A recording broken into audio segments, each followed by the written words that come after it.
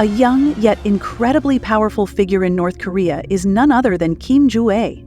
In 2022, when Kim Jong-un made his first public appearance with his daughter, the news immediately caused a media frenzy, not just within North Korea, but across the globe.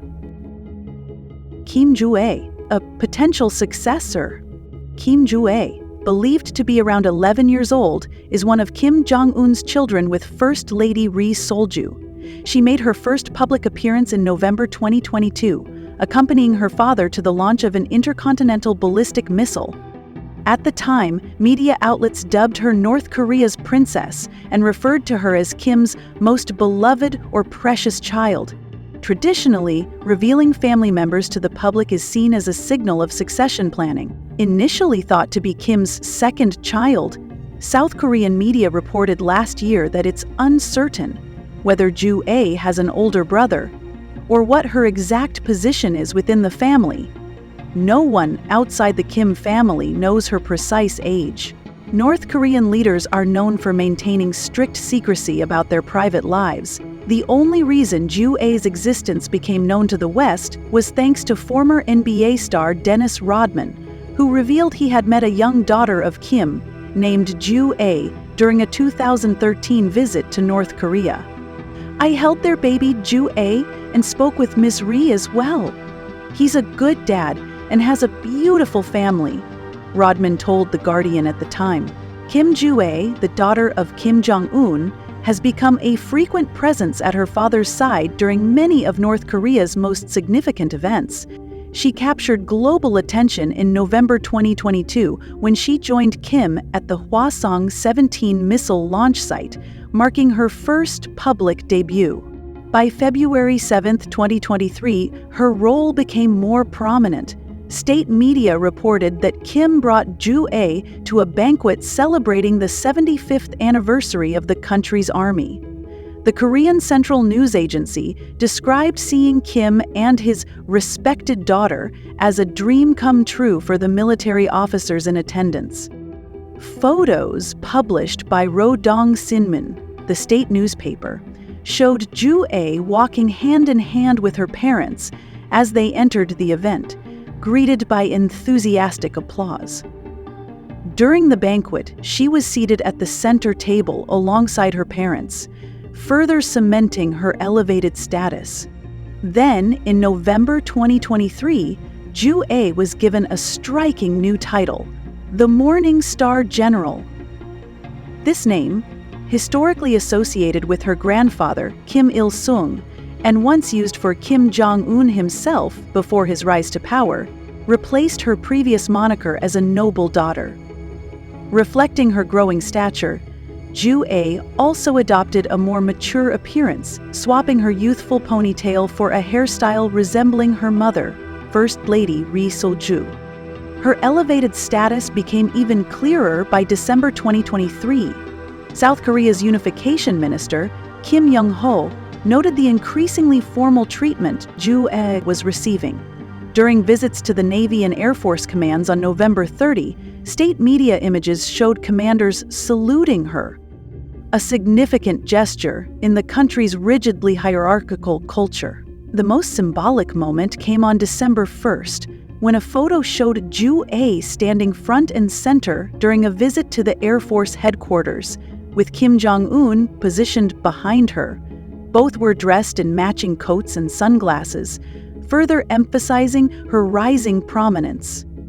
By March 2024, Joo-ae's elevated status reached new heights when North Korean state media referred to her as a great leader.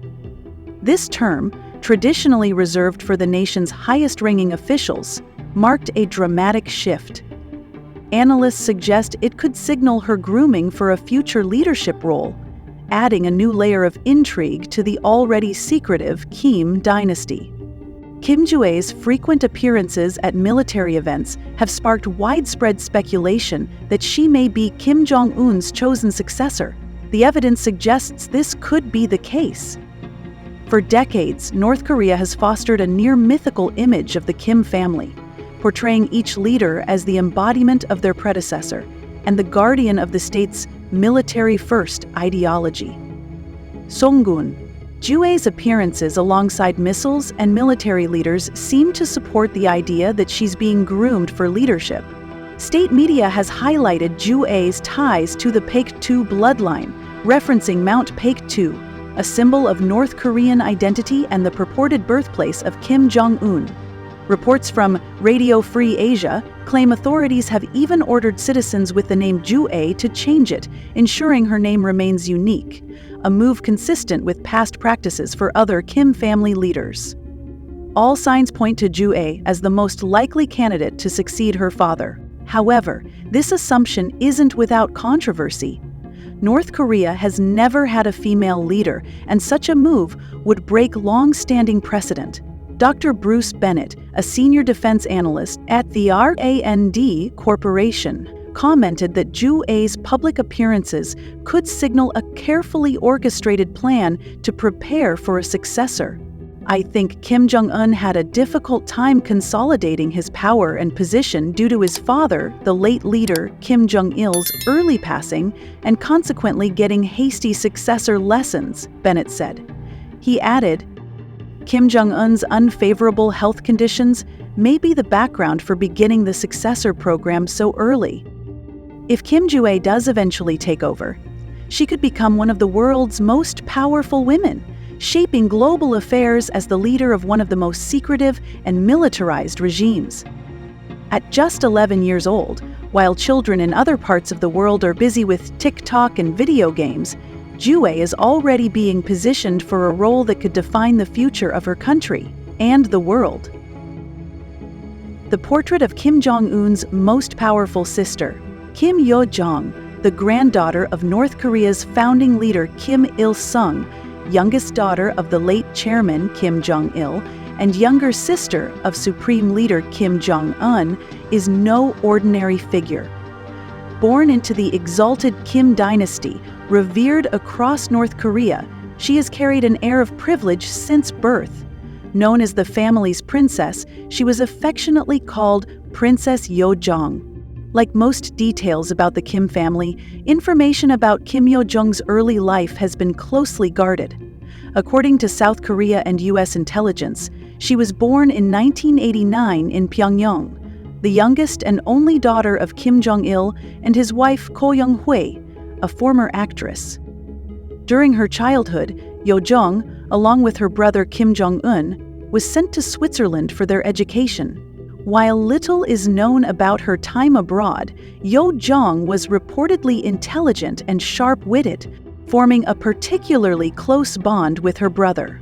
This relationship would later see her standing by Kim Jong-un's side at pivotal moments.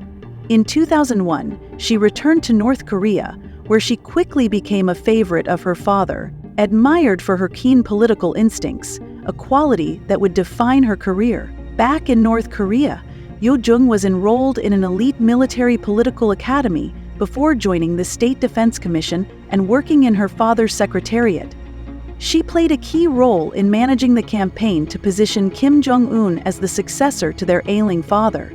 Yo-jong first caught the public's attention in 2011 when she appeared at Kim Jong-il's funeral, solidifying her status within the regime. Her close relationship with Kim Jong-un allowed her to rise rapidly after he took power, taking on increasingly influential roles. She was appointed deputy director of the Workers' Party of Korea's Propaganda and Agitation Department, where she managed major state events and ensured national unity. By 2014, Yo-jong joined the Political Bureau, and in 2019, she was elected to the Supreme People's Assembly. Today, she oversees North Korea's policies toward its two main adversaries, the United States and South Korea, a position critical to the regime's survival. Despite the patriarchal structure of North Korea's government, Yo-jong has navigated her responsibilities with exceptional skill, becoming one of the country's most effective leaders. Yo-jong is often seen by Kim Jong-un's side, whether at domestic inspections or global summits. She has become a key political figure in North Korea, widely regarded as her brother's closest advisor. Her influence was on full display during significant events like the denuclearization talks with U.S. President Donald Trump and former South Korean President Moon Jae-in. In 2018, Jong captured international attention during the Winter Olympics in South Korea, where she represented North Korea in a historic meeting with Moon Jae-in. Her proud and slightly defiant demeanor during the encounter drew global media coverage, with photos of the moment going viral. It was a reminder of her pivotal role in shaping North Korea's political and diplomatic strategies, and her growing presence on the global stage. In 2019, during the U.S.-North Korea summit in Hanoi, Kim Yo-jong was a constant presence at her brother Kim Jong-un's side. When his train arrived at Dong Dong Station in Vietnam's Lang Son province, she was the first to step off, bustling with energy as she made sure everything was in place for her brother's grand entrance before meeting Vietnamese officials. Known for her tough and unyielding stance, Kim Yo-jong has not shied away from direct confrontation with North Korea's adversaries. In March 2020, she issued a sharp rebuke of Washington's push for full denuclearization and criticized Seoul for failing to stop anti-Pyongyang leaflets from being sent across the border. In 2021, she slammed the Biden administration's policies on the Korean peninsula as hypocritical and warned that Pyongyang would deliver a fitting response to perceived provocations. Her rhetoric against South Korea has been just as aggressive. She has frequently warned of potential North Korean attacks on Seoul in response to what she describes as unfriendly actions. In August 2022, she gave a fiery speech during a national press conference celebrating North Korea's declared victory over COVID-19.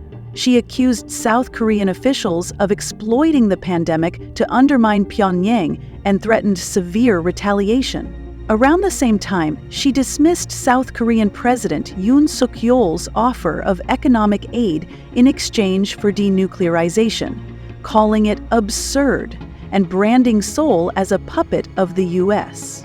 As North Korea continues to dominate global headlines, Kim Yo-jong has stepped into a key role as the regime's unofficial spokesperson, articulating its foreign policy with clarity and conviction. Her growing prominence reflects the deep trust her brother has in her. Far from competing for the spotlight, she works tirelessly to bolster Kim Jong-un's leadership, often taking on the behind-the-scenes work to ensure his success. On the personal front, Kim Yo-jong's marriage underscores her influence within North Korea's elite. She is reportedly married to Cho Song, the son of Cho Ryong-nae, one of the most powerful figures in the regime. Choi Yong-nae, the secretary of the Central Committee of the Workers' Party and chairman of the Presidium of the Supreme People's Assembly, is widely regarded as the second most powerful man in North Korea, just below Kim Jong-un. The union between the Kim and Choi families is believed to have strengthened the regime's grip on power, further consolidating the leadership's dominance in the country. A few years ago, global speculation swirled around the possibility of Kim Jong succeeding her brother Kim Jong-un as North Korea's leader, fueled by rumors of his poor health. Yet many experts remained doubtful. Despite her prestigious lineage and extensive experience in domestic and international politics, North Korea's deeply patriarchal traditions present a significant barrier. In a society where women's voices often struggle to be heard, even someone as influential as Kim Yo-jong faces steep challenges in reaching the top. Tensions on the Korean peninsula have recently reached dangerous heights. Pyongyang has accused Seoul of sending drones over its capital and dropping a large number of anti-North Korea leaflets on October 3rd, 9, and 11, labeling these actions as political and military provocations that could escalate into armed conflict. On October 15th, Kim Yo-jong issued a sharp warning, claiming, "We have clear evidence that the South Korean military is the main culprit behind the drone incursions over Pyongyang." She cautioned that the provocateurs will pay a high price and hinted at U.S. involvement as South Korea's ally. While no concrete evidence was shared, North Korea released images it claimed were South Korean drones in its airspace. The South Korean military initially denied the allegations, insisting no drones had crossed into North Korea. Later, they admitted they couldn't confirm the truth of Pyongyang's claims. Poo Sung-jun, spokesperson for South Korea's Joint Chiefs of Staff, declined to comment on whether the drones could have been civilian-operated, stating they wanted to avoid playing into Pyongyang's provocation strategy. Kim Yo-jong's statement was clear and uncompromising. If we detect South Korean drones over our capital again, a terrible disaster will surely follow. Personally, I hope it does not come to that. The tensions didn't stop there. On October 15, North Korea detonated explosives to destroy sections of the Yeongway and Donghai inter-Korean railways, projects that had symbolized reconciliation during the 2018 summits. South Korea responded with warning shots.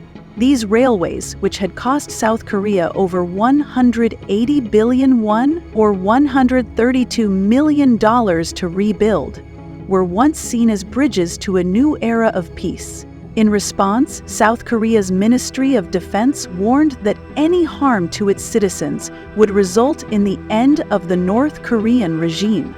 Meanwhile, on October 16, North Korea's KCNA reported that 1.4 million young people, including students and youth organization members, had applied to join or rejoin the military in just 1 week, a move framed as a show of loyalty amid the rising tensions. Throughout this turbulent period, Kim Yo-jong has solidified her role as one of North Korea's most powerful figures. Her strong, assertive statements have positioned her as a critical voice in the regime, particularly as tensions with South Korea and the United States intensify. In recent years, Kim Jong-un has brought his young daughter Kim Ju-ae into the spotlight, often appearing with her at major public events. Her increasing prominence has fueled speculation that she may be groomed as his eventual successor.